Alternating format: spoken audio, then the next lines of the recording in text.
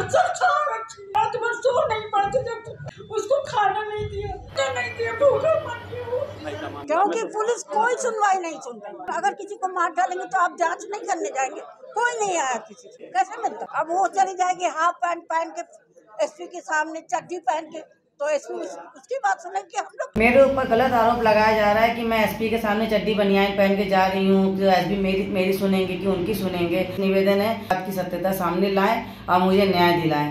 अब मेरे जान माल को खतरा है, इसके ऊपर सरकार कुछ करे। आप सभी से बस मेरी हाथ जोड़ के यही विनती है बस। और मेरे भाई की सुनियोजित ढंग से हत्या हुई है, जिसकी अभी तक कोई सुनवाई नहीं हो रही है।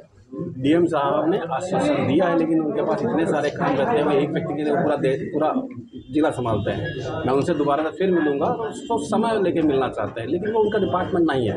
यहाँ एसपी साहब का रोल मुझे नहीं समझ में आ रहा है। वो ये जानने की जगह कि हत्या कैसे हुई, वो मुझे उल्टा ह्यूमिलेट कर रहे हैं। उनको ये लगता है कि मैं बाहर से आया हूँ, 2-4 दिन कोर्ट का एक चक्कर काटूंगा, उसके बाद वापस चला जाऊँगा। उनको ये नहीं पता है कि मैं सिर्फ इसीलिए आया हूँ, और जब तक इस मामले की जांच तरीके से नहीं होगी, अगर जरूरत पड़ेगी तो लखनऊ से लोगों को बुलाना पड़ेगा, गवर्नमेंट के लोगों को, सीबीआई बुलाना पड़े, या उससे ऊपर के किसी अधिकारी से बात करना पड़े, मैं सक्षम हूँ। मैं चुपचाप शांति से एक साधारण नागरिक की तरह काम यहाँ कर रहा था कि मैं इस गांव का बच्चा हूँ।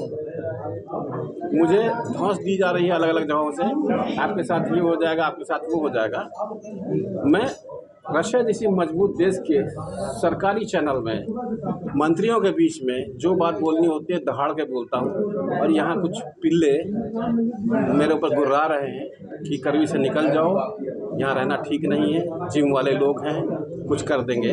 पुलिस किस लिए है अगर जिम वाले लोग मेरे लिए कुछ कर देंगे? मैं एक आम नागरिक तरह मांग कर रहा हूँ। जब ये मांग मेरी आम नागरिक तरह पूरी नहीं होगी, तब मैं फिर खास नागरिक तरह कदम उठाऊँगा। जो लोग बता रहे हैं कि ये हो जाएगा, वो हो जाएगा, आपको ये परेशान कर देंगे, उनको मैं देख लेता हूँ वो क्या कर लेते हैं। मेरा इतना हत्या बड़ी साधारण तरीके, पहले पूरे परिवार सबको अलग कर दिया। उसके बाद इनकी तैयारी थी घर बेच के जाने की, उनको डराया गया कि आपका घर बिक गया है। ये मेरे पास भी ऑडियो है इन चीज़ों का, ये सब मैं कोर्ट में रखूँगा। मैं शॉर्ट में बताना चाहता हूँ कि उनको मानसिक रूप से प्रताड़ित किया गया। बाद में आखिरी के करीबन 1 महीने या 3 से 4 हफ्ते, जो अभी तक का कंक्लूजन है, और डीप में जाएंगे कुछ और मिलेगा। उनको ठीक से खाने को नहीं देते थे, बांध के रखते थे, और कुछ चीज़ें दवा में मिला रहे थे। वो दवा ये बनारस से खरीदते थे। अगर बनारस में पता गया, वो जानबूझ के यहाँ से कोई दवा नहीं लेते थे कि यहाँ पकड़े जाएंगे क्या खरीद रहे। तो ये बड़े अच्छे तरीके से प्लान करके परिवार को अलग करके, दोस्तों को अलग करके, उनके साथ जो व्यक्ति हर समय जाता आता था, वो कुछ पैसे का लेन देन का काम करते थे, उस व्यक्ति को भी 2 दिन तक पता नहीं चलने दिया गया। वो भड़के हुए, उनका नाम है हीरा पटेल। मैंने उनसे बोला, मैंने क्या आप गवाही, बोले ये तो मार दिया दादा को। मैंने कहा आप गवाही देंगे? बोले बिल्कुल देंगे। ऐसे तमाम लोग आपको मिलेंगे। वो सिर्फ कोई सामने नहीं आ रहा क्योंकि यहाँ पे कोई नहीं था। ये औरतें कहाँ जाएंगी? मैं आया हूँ और तब तक यहाँ से नहीं जाऊँगा जब तक इसकी जांच नहीं हो जाएगी। मुझे सिर्फ जांच चाहिए और कुछ नहीं चाहिए। हत्या का विषय अवैध संबंध और मकान की बिक्री। हाँ, अवैध संबंध ये तो है। दीपक दुबे, प्रतिमा बाई, अभय को मैं बख्शी नहीं बोलता हूँ क्योंकि दादा का बेटा बख्शी है, अमरनाथ बख्शी जो हल्द्वानी में रहता है, वो उनका बेटा है, मेहनत करके अच्छी तरह से काम कर रहा है। और ये अभय बख्शी लोगों से उधार मांग के, दारू पी के, गुंडागर्दी के साथ झगड़ा तोड़वा के आया बनारस से, और बताते हैं कि एक्सीडेंट हो गया है। इनका बैकग्राउंड चेक किया जाए, कमलाबाई का क्या नाम है उसका, प्रतिमा बाई का, और अभय बख्शी का, और दीपक दुबे का, सारी चीज़ें अपने आप स्पष्ट हो जाएंगी। ये दीपक दुबे 5 साल से इसके साथ रह रहा, लेकिन पहले बाहर रहता था, इसलिए पता नहीं चला। ये साल भर से घर में घुसने लगा, घर में आने लगा, कहता मैं इस घर का सदस्य हूँ। दूध वाले को कहता, धोबी वाले कहता पहचान लो मैं इस घर का सदस्य हूँ। अब बताइए बख्शी और दुबे में क्या फर्क नहीं है? किस तरह का सदस्य? किस तरह का सदस्य? ये कौन है? और जिस समय इसको मारा गया या एक्सीडेंट हुआ तो भैया ने इसको पैसा, बहुत पैसा लगा। लड़के का एक्सीडेंट हुआ तो एक्सीडेंट नहीं हुआ, मारा गया। 5 लाख रुपया देके इस लड़के को जिंदा किया। उसी लड़के ने बाप को मारा। और जानते हैं धमकी क्या दी? ठीक है, अब सब ठीक है। अब मैं अपना सर गुटाता हूँ, अब मैं इनको जलाता हूँ, सर गुटाता हूँ। 13वीं का इनविटेशन, इसका मेरे पास ऑडियो है। 13वीं का इनविटेशन दूंगा, तब समय निकाल के आ सकते हो तो आ जाना। धमकी दे रहा था, ऑडियो मेरे पास में है। मेरे पास तमाम सारे सबूत हैं, बस उनको एक जगह इकट्ठा करने की बात है। वो मैं कर रहा हूँ। जो काम पुलिस को करना चाहिए वो मुझे करना पड़ रहा है, क्योंकि ये मेरे अपने भाई का मामला। क्योंकि पुलिस कोई सुनवाई नहीं सुन रही। कैसे नहीं सुन? अगर किसी को मार डालेंगे तो आप जांच नहीं करने जाएंगे? कोई नहीं आया किसी से। हम दोनों बहन, मान लीजिए ना आता तो मेरे भाई को सच कोई निर्णय नहीं मिलता, न्याय नहीं मिलता। कैसे मिलता? पुलिस जब देख सुनेगी ही नहीं। अब वो चली जाएगी हाफ पैंट पहन के एसपी के सामने, चड्डी पहन के, तो एसपी उसकी बात सुनेगी, हम लोग की सुनेगी? औरतों की, बहनों की। भाई हम बहन, हमारा अधिकार है भाई के ऊपर। हमारे भाई को छीना गया है, हमें मेरा एक को तड़पा के मारा, तड़पा के मारा। हमारा राखी सब। अगर आप रख नहीं पा रहे थे, उसका ट्रीटमेंट नहीं करा पा रहे थे, हमको कहते हैं, हम उसको उसकी दवा हमने किया। पहले भी 1-1.5 साल पहले दवा की उसकी, हमने उनको जिंदा रखा, दवा करवाया, हाँ कुछ करवाया था। तो मैं इस औरत को तो नहीं छोड़ूंगा, सजा नहीं मिलेगी तो मैं घर में घुस के उस औरत को मारूंगी। ये सही बात है। अगर सजा ना मिले तो मैं घर में घुस के मारूंगी। मेरे बहुत तकलीफ। मेरे भाई को छीना, इसके 2 भाई हैं, तो एक भाई को मार डालूंगी क्या? तेरे भी भाई, तुम्हारा भाई जिंदा रहे, हमारे भाई को तुमने मार डाला। सब कुछ एसपी साहब तो किसी पे सवाल उठाने में लगे थे कि आप कौन होते हैं। मैं यहाँ अपना परिचय देने नहीं आया हूँ। मैं मृतक की हत्या की जांच कराया है, वो विषय को भटका रहा है। मैं पूछ रहा हूँ आम कितने का है, कह रहे हैं अंगूर का मौसम नहीं है। ये जवाब टालने के लिए दिया जा रहा है। मैं एक सवाल यहाँ पे रखना चाहता हूँ कि अगर इस केस को दबाने के लिए पैसा दिया गया है तो इस केस की जांच कराने के लिए कितना पैसा लेना चाहिए, ये बताएं हमको। और हम लोग का हमारी बात है, हमें मिलना चाहिए। जिस तरह मेरे भाई को मार डाला, ये तो विदेश में रहता। देखिए आप हिंदू हैं, आपके क्या कहते, राखी भी बांध देंगे, 10 वो दिवाली में आप टीका भी करते अपनी बहन भाई को। मतलब मेरा भाई ये लोग ये नहीं रहता तो हम दोनों बहनों को वो सहारा, हमारा सब सहारा छीन लिया हम लोग को। हम रात भर सो नहीं पाते जब उसको खाना नहीं दिया, उसको खाना नहीं दिया, भूखा मर गया वो। हम लोग को मिट्टी में भी शामिल नहीं, उनका चेहरा नहीं करते। जब आप लोगों को कोई जानकारी नहीं दी गई, इस पर सब लिखा तो है, किसी को नहीं बताया गया। अच्छा, उनके बच्चे थे कि नहीं? अरे हाँ, एक लड़का पहली पत्नी से जो बेटा है वो हल्द्वानी में है। देखिए इनका तरीका क्या था। सबसे पहले सारे परिवार वालों को अलग कर दिया, सारे मित्रों को अलग कर दिया, और ये प्लान कर लिया कि इनको धीरे धीरे सुनियोजित तरीके से मारा जाएगा। जब ये अपने को रिकवर कर रहे थे सितंबर अक्टूबर, ये पार्क में घूमने जाते थे, बड़े खुश रहते थे। और जब इन्होंने तय कर लिया कि हाँ जी मारना, इनको घर में बंद रखना शुरू किया, खाने को नहीं देने लगे। और गलती इन्होंने सबसे बड़ी ये की है कि इन्होंने 22 अक्टूबर को मुझे फ़ोन कर लिया पैसे वसूली के लिए। पहले प्रेम से बोले कि हाँ जी पैसा भेजिए, दादा पापा की तबीयत बहुत ख़राब है। मैंने कहा ठीक है बात कराइए। बोला 1 पैसा मत भेजना, तुम खुद आओ, ये लोग मुझे मारना चाहते हैं, मकान बेच के भागना चाहते हैं। दादा 3 हफ्ते रुको, आ रहा ये बात बता। अब क्या हुआ कि इन्होंने अपने तरीके से घर के अंदर इनको बंद रखा, रस्सी से बांध के रखा, और खाने में पता नहीं क्या मिलाते थे क्या नहीं, उसकी तो जाँच होगी, क्योंकि बनारस से लोग दवा खरीदते थे। एक बात आप ये बताइए, मानसिक रूप से बीमार व्यक्ति वो कर्मी में इलाज करा सकते थे, वैसे की कोई ऐसी दिक्कत नहीं थी। अगर कर्मी में अच्छे डॉक्टर नहीं थे, दवा बनारस लेके जाने की क्या जरूरत? मैंने कहा था बनारस का आप क्या कर रहे हो?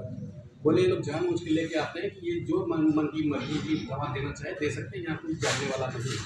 तब मैंने चिंटू को, जिनका दूसरी पत्नी से बेटा है, वो क्रिमिनल भी है, बड़ा मार खाया है, यहाँ पे लोगों से पैसा उठा लेके दारू पी के गुंडागर्दी करता है, उसके इतिहास के बारे में आप लोग पता कर सकते हैं। पहले पत्नी से पहले पत्नी की बेटी वीडियो बना के भेजा है अपना, हाँ कि मेरे पिता की हत्या की गई है, उसको भी नहीं बताया गया और उसको न्याय दिलाया गया। हम उसको भी जान से मारने की धमकी दे रहे हैं। ये बातें कहती उन्होंने वीडियो रिकॉर्ड की। पोस्टमार्टम भी नहीं हुआ। पोस्टमार्टम लास्ट हम लोग को लाश नहीं मिली देखने को। कह तो रहे भाई का, मेरे इकलौते भाई का चेहरा तक नहीं देखने जबकि आप बगल में रहते हैं। हाँ यार कहीं नहीं तो हम यहीं पे हैं। नहीं कुछ नहीं, जब तक हमें पता चला है। हाँ वही रात, उसी दिन 8 तारीख की रात को। तभी फिर नहीं गए थाना को FIR करने, किसके साथ जानकारी होने के बाद कि हमारी क्या हत्या कर दी गई। तो हमें कैसे पता चला क्या करे किया है इन लोगों ने? जब देखने ही नहीं दिया, दूसरे दिन हम लोग दूसरे दिन तैयारी कर रहे थे, हम आए तब तक में सुबह ही ले जाके उन्होंने शमशान में जला दी। गए हैं तो ले जाके जला डाले। हिंदू धर्म में कभी या मुस्लिम किसी भी उसमें धर्म में वीडियो भेज के मुझे धमकी दी जा रही थी। हाँ, देख लीजिए। प्यार से बोल रहे थे पैसा भेजिए, मैंने कहा दादा ने मना किया इनको पैसा मत भेजिए, तो उन्होंने ये वीडियो भेजी कि ठीक है अब देखिए और क्या हालत करते हैं। तब मैंने बोला कि मैं किसी को भेज रहा हूँ, तब ये बनारस से वापस भागे। और मैंने कहा दादा ऐसा क्यों बोल रहे हैं? बोले दादा का दिमाग ठीक नहीं, कुछ भी बोल सकते हैं। और ये बात सही है, उनको डिप्रेशन की दिक्कत थी। जब उन्होंने पहले वॉइस नहीं है तो फिर कैसे पता चलेगा कि उन्होंने वीडियो भेजा हुआ है? नहीं, वीडियो तो उन्होंने हमें भेजा है ना। नहीं, वीडियो के लिए वॉइस आई नहीं है, नहीं है। बांधी हुई वीडियो ने बना है नहीं, उसने भेजा है वीडियो की पैसा भेजा है ना। हाँ उसने भेजा है वीडियो, ये हालत है। पैसा अगर नहीं भेजा है तो हम लोग मार डालेंगे, मार के जला देंगे। हाँ नहीं, रिकॉर्डिंग उस समय कौन करेगा? आप ये बताइए, आपको भाई तड़प रहा है, उस समय आप देखेंगे कौन से इस बटन से रिकॉर्डिंग करेंगे? आप रोएंगे, छटपटाएंगे कि आप इसमें सबूत इकट्ठा करें। सही बात। और इन्होंने कुल मिला के उनको जब डेथ हुई थी तो आप लोगों को जानकारी देनी नहीं बुलाना चाहिए। किसी भी धर्म में जब तक परिवार शामिल नहीं होता तब तक पड़ोस को किसी को नहीं करते हैं, मिट्टी नहीं होती, लोग लाश रख देते हैं। इन्होंने इतनी जल्दी, जब तक हम लोग तैयारी करते पोस्टमार्टम करवाने की, तब तक ये ले जाके वकील से बात कर चुके, हमारा वकील बेटा कंधा तक नहीं दे पाया। इतना रोया है वो कि मामा का कि आप ठीक है मैं आ रहा हूँ। जब तक वकील साहब आए तब तक मैं ये ले जाके सीधा जला चुके। अब यहाँ पर एक बहुत महत्वपूर्ण बात है कि उसमें 3 गवाहियाँ हैं जिनकी मैंने जानकारी की है। उसमें से एक गवाही फेक है, वो आदमी गया ही नहीं मिट्टी में, उसकी गवाही से इसका क्या अर्थ निकलता है? It was a well plan murder. सोची समझी चाल में परिवार को अलग किया, अकेले किया और मौका देखा, उनको भूखा रख के तड़पा के। और गलती उन्होंने ये की कि उस तरफ से ये पैसा कमाना चाह रहे थे। ये आप जी ब्लैकमेल कर रहे थे कि आप पैसा भेजिए हमको। पहले उन्होंने हमसे रिक्वेस्ट किया पैसा भेजिए, ICU में एडमिट कराना है। मैंने कहा दादा ने मना किया, आप एडमिट कराइए, वहाँ QR कोड भेजिए, पैसा मैं वहाँ भेज रहा हूँ, आपको पैसा नहीं दूँगा। हॉस्पिटल में कोई बात ही नहीं करेगा। चलिए पेमेंट की बात है, रिसेप्शन में बात कराइए, कौन नहीं बात करेगा? आप हॉस्पिटल नंबर दीजिए, मैं बात करता हूँ। तब ये वहाँ से मैंने कहा बताइए, मैं किसी को भेजना बना रहा हूँ, तमाम मेरे जानने वालों। मैं यही करीबी का पला बड़ा हूँ, इलाहाबाद विश्वविद्यालय से मैंने पढ़ाई पूरी की है। जो मृत्यु प्रमाण पत्र उसमें फेक कौन है, मतलब कैसे? उसमें 3 नाम लिखे हुए हैं, 3 गवाह लगते हैं क्या? 3 गवाह लिखे हुए हैं, तीनों वार्ड मेंबर है। एक वार्ड मेंबर मैं उनका नाम नहीं बताना चाहूँगा, वो आप जाके मिल जाएगा। उन्होंने स्पष्ट मना कर दिया है कि मैं तो उस दिन था ही नहीं, मुझे इस केस के बारे में ही नहीं पता है। इसका क्या अर्थ होता है? क्या जरूरत थी इतनी जल्दी सब कुछ करा के फर्जी गवाह लगा के? क्योंकि ये साक्ष्य मिटाना चाहते थे। अगर पुलिस कायदे से उनके बैंक अकाउंट वगैरह अभी कुछ पता ही नहीं, हम लोग को इनके विषय में कोई जानकारी। ये सबको इतना अलग कर दिया ना कि वो मकान किसके नाम है? मकान दादा के नाम है।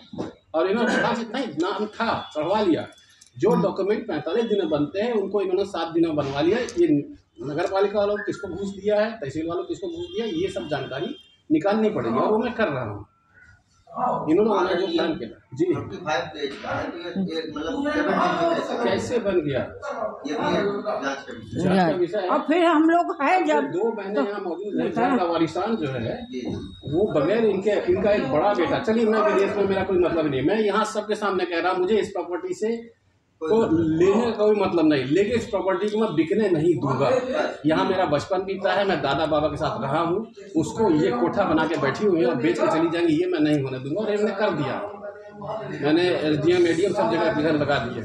इतना आसान नहीं किसी के भाई को मार के उसकी जमीन बेच के चले जाना। लेकिन कानूनी रूप से तो पति की संपत्ति पे पत्नी का अधिकार होता है। बिल्कुल, और उनके बेटे का नहीं होता है।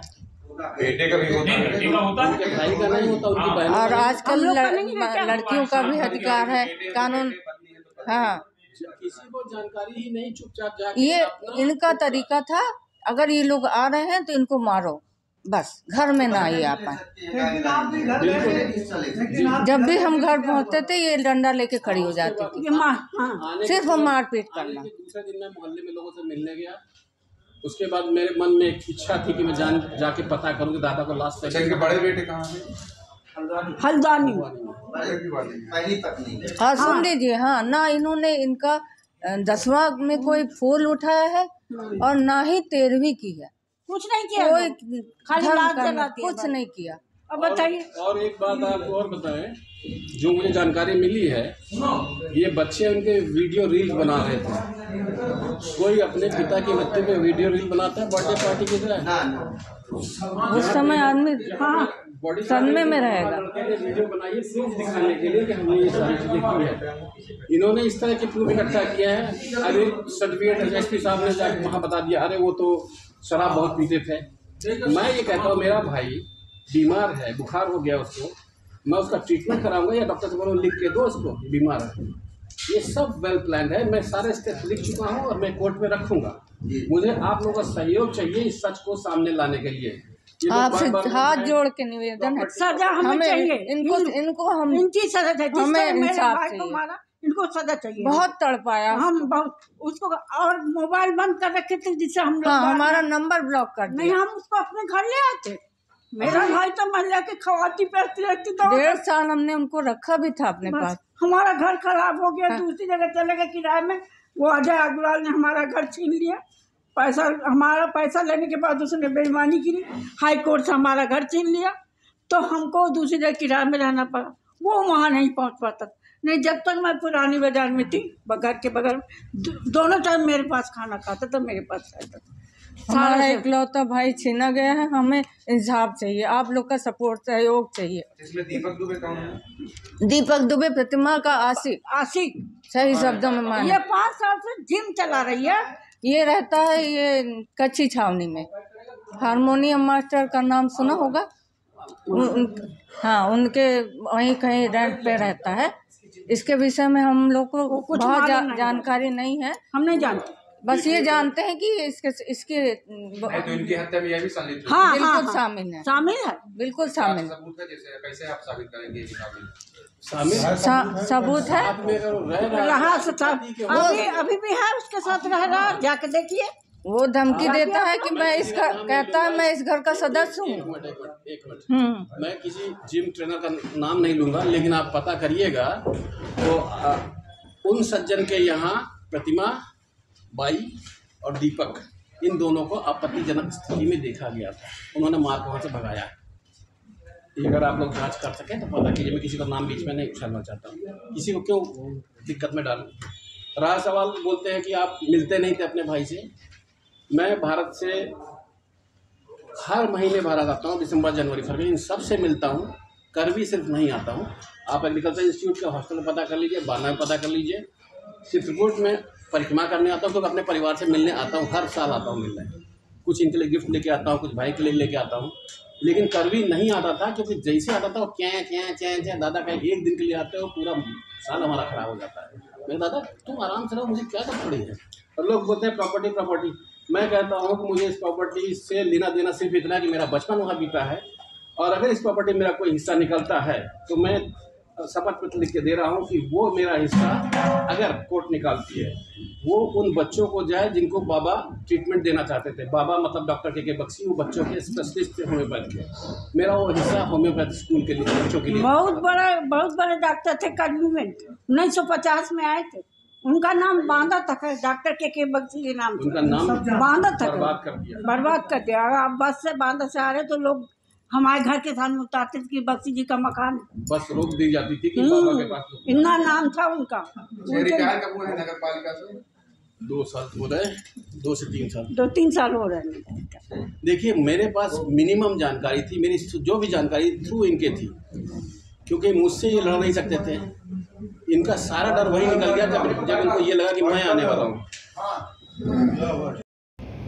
क्या आरोप है आपको आपके ऊपर भावनाथ बख्शी के मतलब स्लो पॉइजन और टॉर्चर करने का आरोप है? क्या है इसमें सच्चाई? देखिए, मैं हूँ प्रतिमा बख्शी, भावनाथ बख्शी की वाइफ हूँ। मैं यहाँ से 25 साल से मैं उन्हीं के साथ रहती हूँ। उनके 3 बच्चे हैं और मेरा जो भांजा है, मेरे पति का भांजा जो आया है रूस से, वो 25 सालों से तो यहाँ पे था ही नहीं, पहली बात। और दूसरी बात है, वो मेरा भांजा हम लोगों का लगता है, हम लोग उसके माँ मामी लगते थे।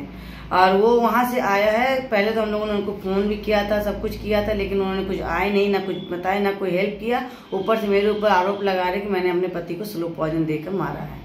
ये आरोप उन्होंने लगाया है और ये सब सिर्फ ये घर हड़पने के लिए है और कोई संपत्ति के लिए। तो क्या सच्चाई है इसमें? इसमें सच्चाई इतनी, 2013 से मेरे हस्बैंड की परमानेंट तबीयत खराब रहती थी। उनकी दवा चलती थी बनारस से ही नहीं, बाकी इलाहाबाद, कानपुर, बांदा और करवी से भी दवा चली है उनकी। कंटिन्यू दवा चलती थी, बीच बीच में वो बंद कर देते, अल्कोहल बहुत ज़्यादा लेते थे, जिसके कारण उनकी ये मृत्यु हुई है। क्या दिक्कत थी उन्हें? उनको मेंटली प्रॉब्लम थी, प्लस उनका बीपी भी हाई रहता था, शुगर भी हाई था और बहुत सारी उनको दिक्कतें थी। और कई तरह के आपके ऊपर आरोप लग रहे हैं, तो उसके बारे में क्या कह रही हैं? मेरे ऊपर अवैध संबंध के आरोप लगाए जा रहे हैं, जो कि मेरे जिनके ट्रेनर हैं दीपक दुबे, उनके साथ, जबकि इनके पास कोई पुख्ता सबूत नहीं, ना ही किसी प्रकार का प्रारूप है। और ये यहाँ तक कि जिले के एसपी को भी बोल रहे हैं कि वो पैसा लेकर के इस मामले को दबा रहे हैं। अगर वो पैसा लेकर दबा रहे हैं तो इस पैसा लेकर के उसको उजागर भी करना चाहिए, ये उन्होंने बयान दिया है। तो आप क्या चाहते हैं? मैं चाहती हूँ कि आप इसकी जांच करें, पूरी तरह से अच्छी जांच करें, जहाँ सत्यता है सत्यता लोगों को दिखाएं। मेरे चरित्र के ऊपर ये उंगली उठा रहे हैं, उसका भी आप सामने सबको दिखाएं क्या सच्चाई है इसमें। तो क्या वो संपत्ति के मामले में इंटरफेयर कर रहे हैं कि? जी हाँ, वो चाहते हैं कि ये संपत्ति उनकी बहनों को उनको दिया जाए और मेरे बेटे को सजा दी जाए। क्या कह रहे हैं? मेरे ऊपर गलत आरोप लगाया जा रहा है कि मैं एसपी के सामने चड्डी बनियान पहन के जा रही हूँ, कि एसपी मेरी सुनेंगे कि उनकी सुनेंगे। और सबके सामने, मीडिया के सामने मुझे घर में घुस के अगर कह रहे कि सरकार अगर मेरी बात नहीं सुनेगी, कोई अगर मेरी बात नहीं सुनेगा तो ये घर में आकर घुस के मेरे को मारेंगी। ये खुला धमकी दे रही है मुझे मारने की, जान से मारने की। अच्छा, ये कब दे रहे हैं धमकी?